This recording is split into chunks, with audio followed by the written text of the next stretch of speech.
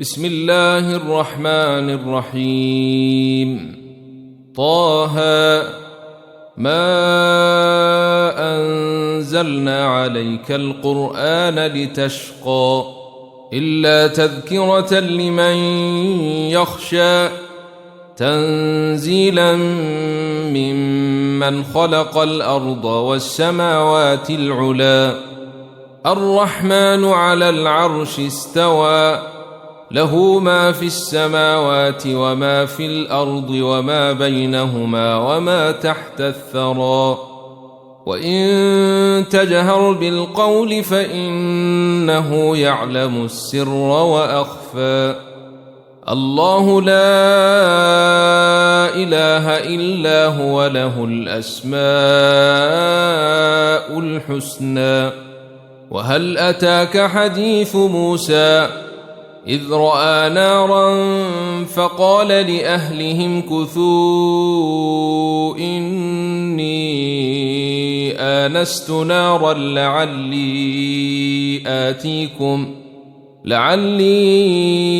آتيكم منها بقبس أو أجد على النار هدى فلما أتاها نودي يا موسى إني أنا ربك فاخلع نعليك إنك بالوادي المقدس طوى وأنا اخترتك فاستمع لما يوحى إنني أنا الله لا إله إلا أنا فاعبدني وأقم الصلاة لذكري إن الساعة آتية أكاد أخفيها لتجزى كل نفس بما تسعى فلا يصدنك عنها من لا يؤمن بها واتبع هواه فتردى وما تلك بيمينك يا موسى قال هي عصاي أتوكأ عليها وأهش بها على غنمي ولي فيها مآرب أخرى قال ألقها يا موسى فألقاها فإذا هي حية تسعى قال خذها ولا تخف سنعيدها سيرتها الأولى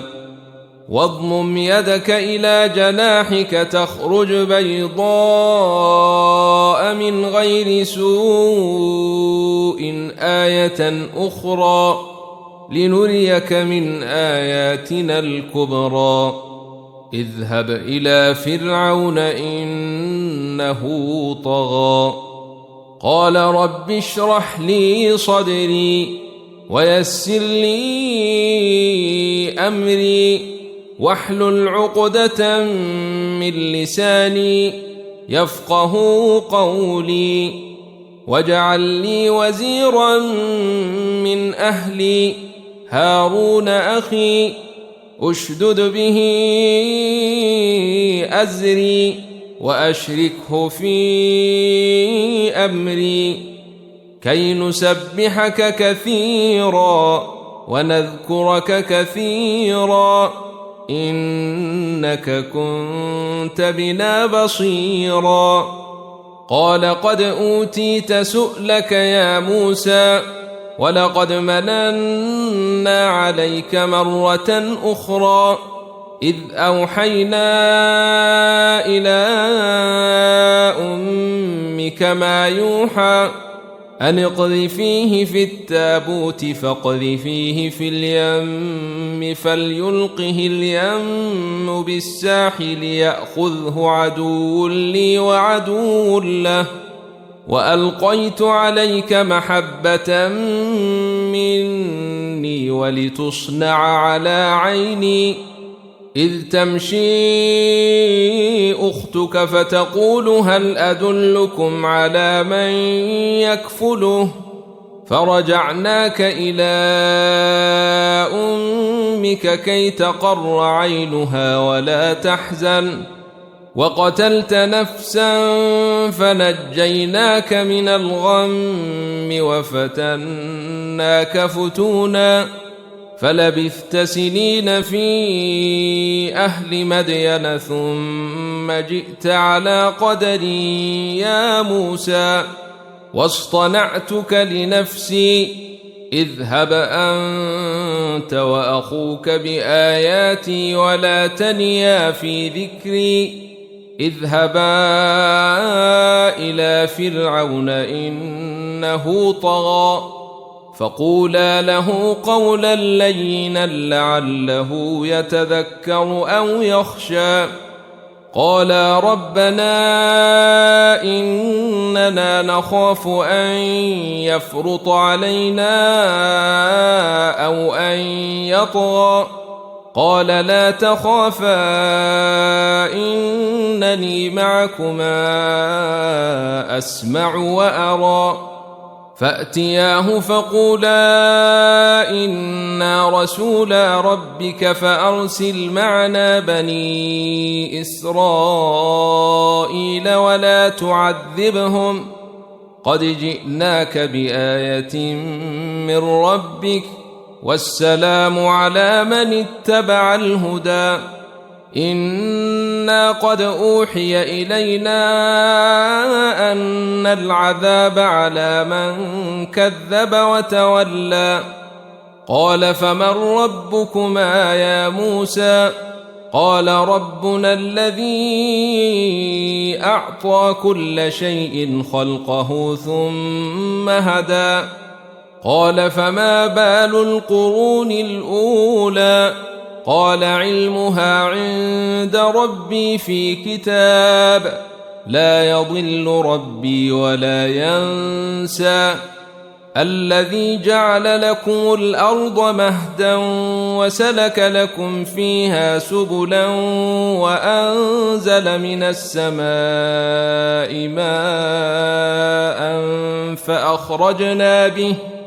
وأنزل من السماء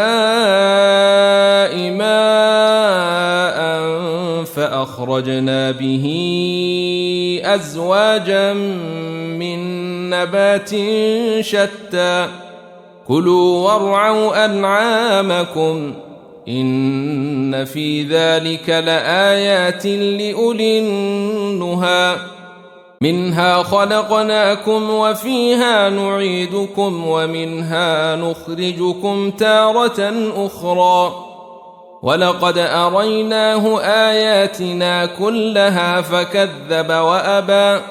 قال أجئتنا لتخرجنا من أرضنا بسحرك يا موسى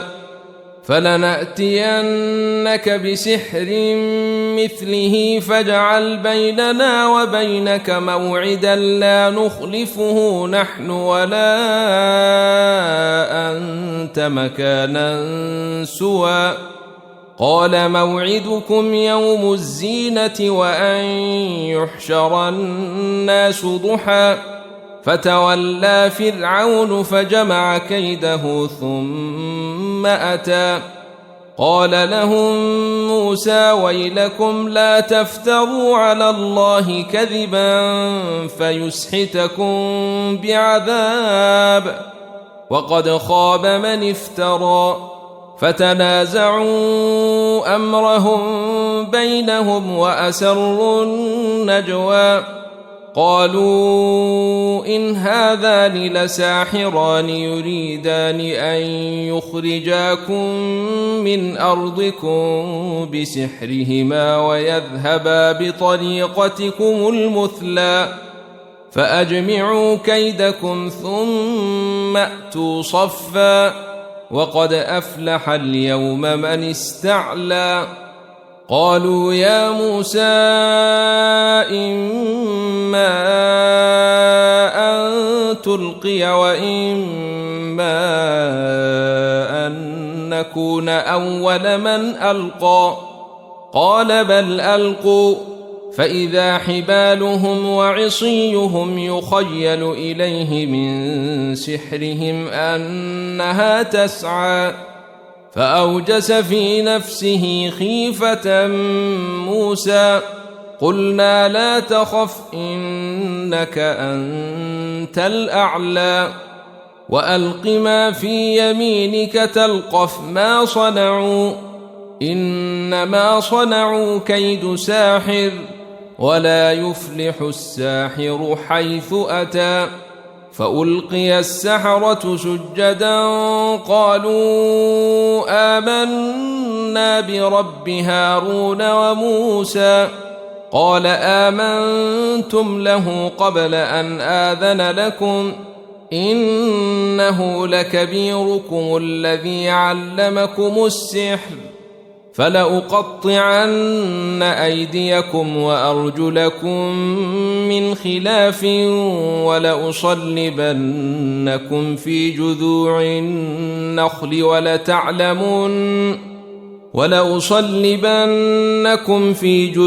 النخل ولتعلمن أينا أشد عذابا وأبقى. قالوا لن نؤثرك على ما جاءنا من البينات والذي فطرنا فاقض ما أنت قاض إنما تقضي هذه الحياة الدنيا إنا آمنا بربنا ليغفر لنا خطايانا وما أكرهتنا عليه من السحر والله خير وأبقى. إنه من يأت ربه مجرما فإن له جهنم لا يموت فيها ولا يحيا ومن يأته مؤمنا قد عمل الصالحات فأولئك لهم الدرجات العلى. جنات عدن تجري من تحتها الأنهار خالدين فيها وذلك جزاء من تزكى. ولقد أوحينا إلى موسى أن أسر بعبادي فاضرب لهم طريقا في البحر يبسا لا تخاف دركا ولا تخشى. فأتبعهم فرعون بجنوده فغشيهم من اليم ما غشيهم وأضل فرعون قومه وما هدى. يا بني إسرائيل قد أنجيناكم من عدوكم وواعدناكم جانب الطور الأيمن ونزلنا عليكم المن والسلوى. كلوا من طيبات ما رزقناكم ولا تطغوا فيه فيحل عليكم غضبي ومن يحلل عليه غضبي فقد هوى. وإني لغفار لمن تاب وآمن وعمل صالحا ثم اهتدى. وما أعجلك عن قومك يا موسى؟ قال هم أولئك على أثري وعجلت إليك رب لترضى. قال فإنا قد فتنا قومك من بعدك وأضلهم السامري. فرجع موسى إلى قومه غضبان أسفا قال يا قوم ألم يعدكم ربكم وعدا حسنا أفطال عليكم العهد أم أردتم أن يحل عليكم غضب من ربكم فأخلفتم موعدي. قالوا ما أخلفنا موعدك بملكنا ولكننا حملنا أوزارا من زينة القوم فقذفناها فكذلك ألقى السامري. فأخرج لهم عجلا جسدا له خوار فقالوا هذا إلهكم وإله موسى فنسي. أفلا يرون ألا يرجع إليهم قولا ولا يملك لهم ضرا ولا نفعا ولقد قال لهم هارون من قبل يا قوم إنما فتنتم به وإن ربكم الرحمن فاتبعوني وأطيعوا أمري قالوا لن نبرح عليه عاكفين حتى يرجع إلينا موسى قال يا هارون ما منعك إذ رأيتهم ضلوا ألا تتبعني أفعصيت أمري قال يا ابن أم لا تأخذ بلحيتي ولا برأسي إني خشيت أن تقول فرقت بين بني إسرائيل ولم ترقب قولي قال فما خطبك يا سامري قال بصرت بما لم يبصروا به فقبضت قبضة من أثر الرسول فنبذتها وكذلك سولت لي نفسي قال فاذهب فإن لك في الحياة أن تقول لا مساس وإن لك موعدا لن تخلفه وانظر إلى إلهك الذي ظلت عليه عاكفا لنحرقنه ثم لننسفنه في اليم نسفا إنما إلهكم الله الذي لا إله إلا هو وسع كل شيء علما كذلك نقص عليك من أنباء ما قد سبق وقد آتيناك من لدنا ذكرا من أعرض عنه فإنه يحمل يوم القيامة وزرا خالدين فيه وساء لهم يوم القيامة حملا يوم ينفخ في الصور ونحشر المجرمين يومئذ زرقا يتخافتون بينهم إن لبثتم إلا عشرا نحن أعلم بما يقولون إذ يقول أمثلهم طريقة إن لبثتم إلا يوما ويسألونك عن الجبال فقل ينسفها ربي نسفا فيذرها قاعا صفصفا لا ترى فيها عوجا ولا أمتا يومئذ يتبعون الداعي لا عوج له وخشعت الأصوات للرحمن فلا تسمع إلا همسا يومئذ لا تنفع الشفاعة إلا من أذن له الرحمن ورضي له قولا يعلم ما بين أيديهم وما خلفهم ولا يحيطون به علما وعنت الوجوه للحي القيوم وقد خاب من حمل ظلما ومن يعمل من الصالحات وهو مؤمن فلا يخاف ظلما ولا هضما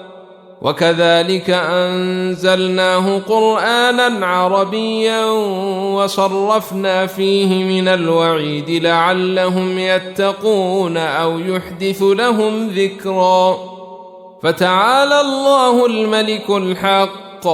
ولا تعجل بالقرآن من قبل أن يقضى إليك وحيه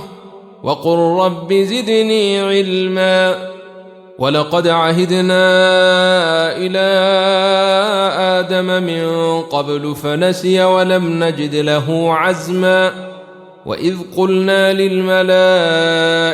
اسجدوا لآدم فسجدوا إلا إبليس أبى فقلنا يا آدم إن هذا عدو لك ولزوجك فلا يخرجنكما من الجنة فتشقى إن لك ألا تجوع فيها ولا تعرى وأنك لا تظمأ فيها ولا تضحى فوسوس إليه الشيطان قال يا آدم هل أدلك على شجرة الخلد وملك لا يبلى فأكلا منها فبدت لهما سوآتهما وطفقا يخصفان عليهما من ورق الجنة وعصى آدم ربه فغوى ثم اجتباه ربه فتاب عليه وهدى قال اهبطا منها جميعا بعضكم لبعض عدو فإما يأتينكم مني هدى فمن اتبع هداي فلا يضل ولا يشقى ومن أعرض عن ذكري فإن له معيشة ضنكا ونحشره يوم القيامة أعمى قال رب لم حشرتني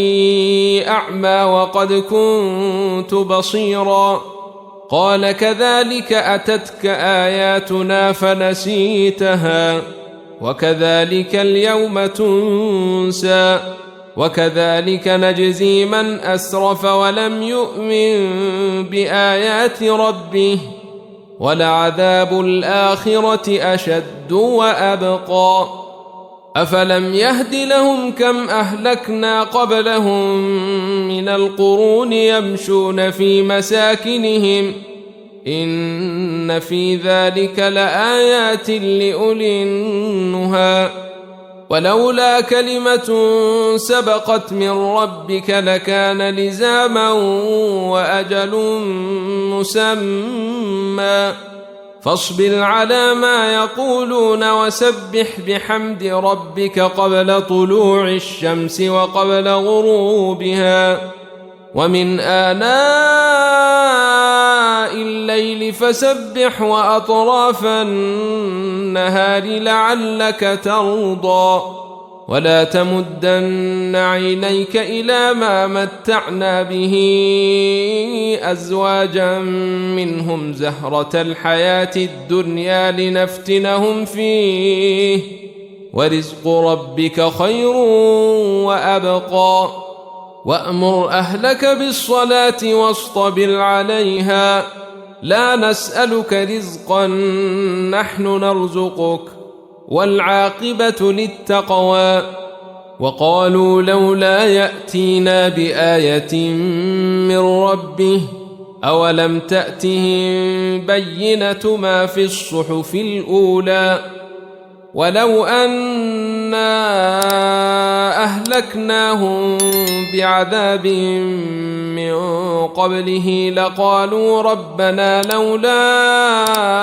أرسلت إلينا رسولا فنتبع آياتك من قبل أن نذل ونخزى قل كل متربص فتربصوا